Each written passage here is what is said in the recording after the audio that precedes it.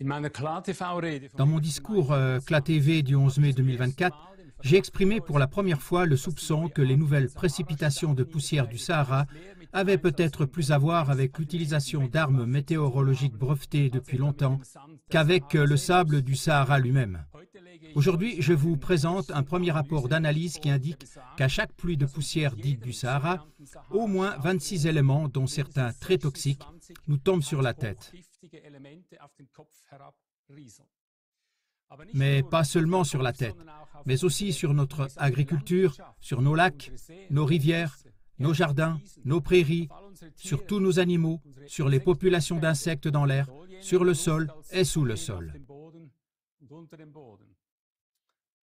Mais reprenons les choses dans l'ordre. Tout d'abord, je rappelle une nouvelle fois le brevet américain 9924640. Et ce n'est qu'un des dizaines de brevets similaires.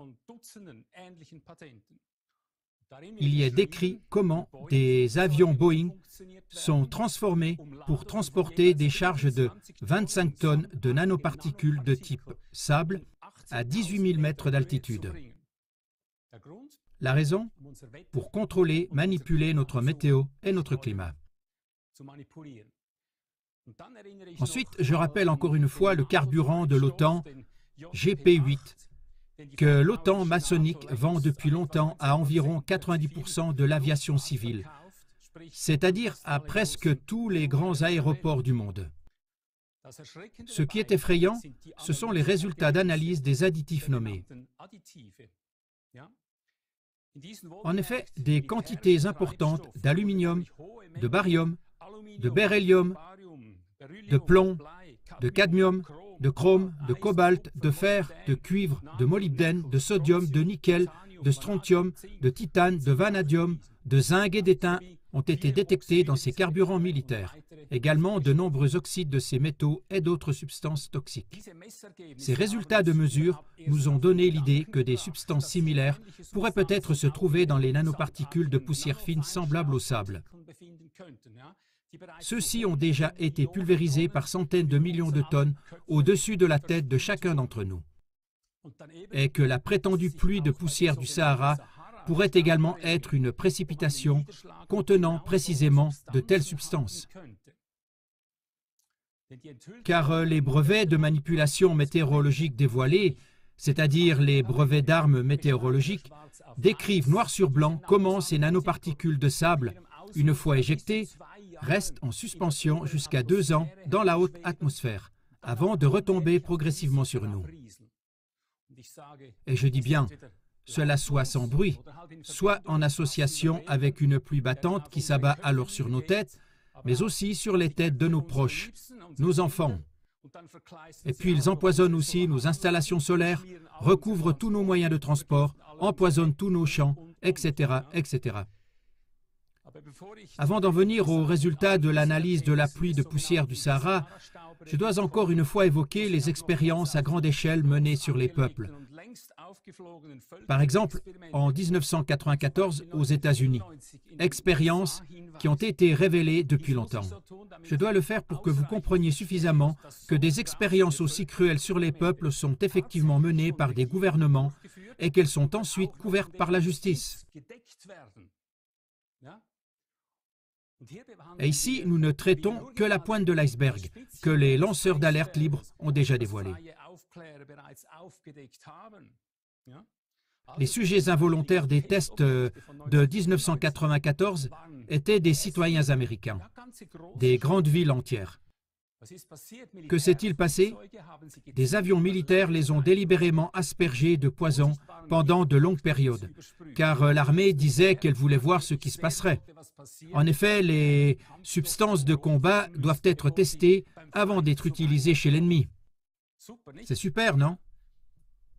Même une école primaire avec des enfants a été aspergée quotidiennement et de manière ciblée pendant 3 mois de sulfure de zinc et de cadmium.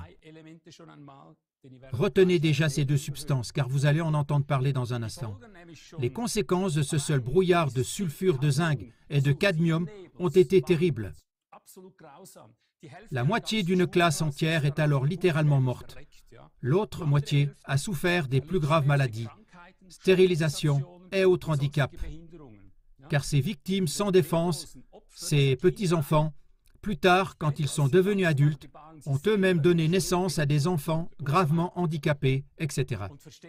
Et comprenez ici que nous ne parlons pas de simples théories du complot, mais de crimes commis par des gouvernements entiers et leur justice, qui ont été reconnus depuis longtemps, mais jamais punis comme il se doit, ni publiés.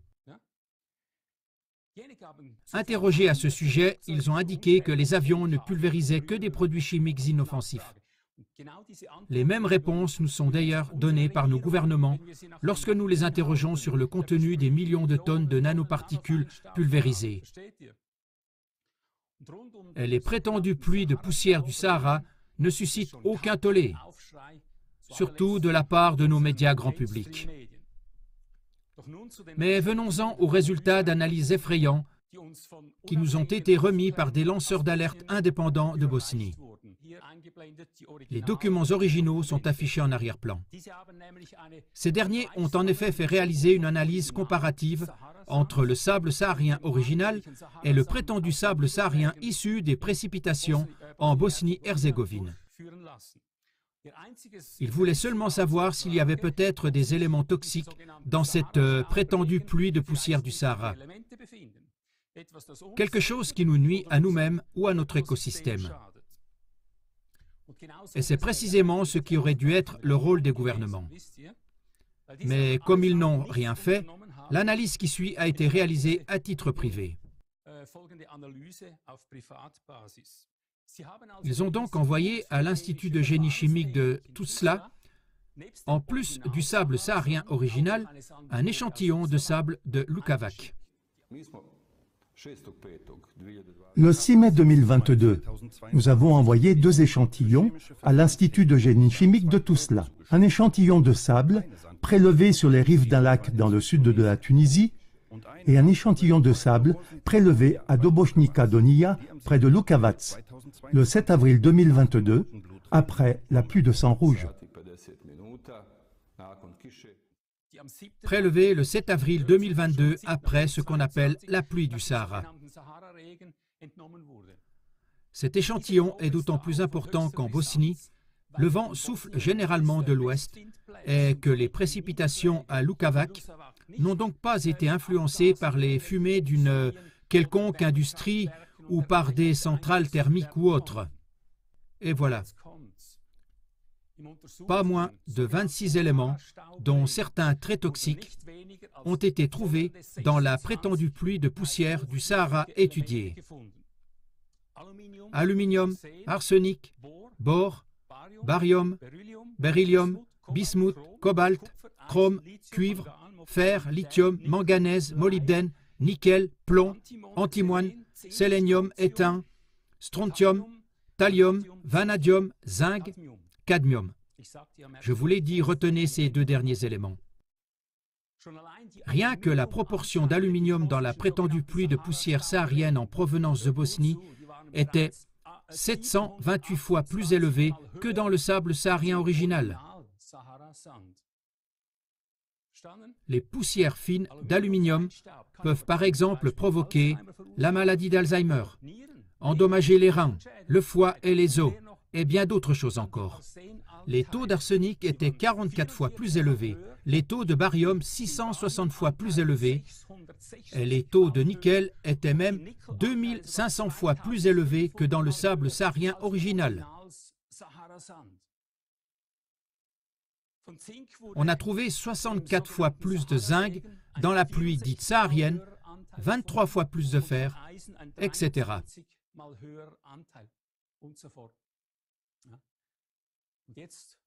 Après cette révélation, une seule chose intéresse les peuples concernés. Qui diable permet que ces nouveaux cocktails hautement toxiques soient de plus en plus déversés sur nos têtes? Qui fait exactement ce genre de choses et pourquoi? Quels sont les noms de ces malfaiteurs? C'est ce que nous voulons savoir maintenant. Dans quelle mission et avec quels objectifs ultimes agissent-ils? Étant donné que les analyses présentées constituent plus qu'un simple début de soupçon, que l'Europe entière est devenue la cible des pires terroristes hybrides, j'appelle tous nos téléspectateurs à participer activement à la poursuite du travail d'enquête sur cette affaire.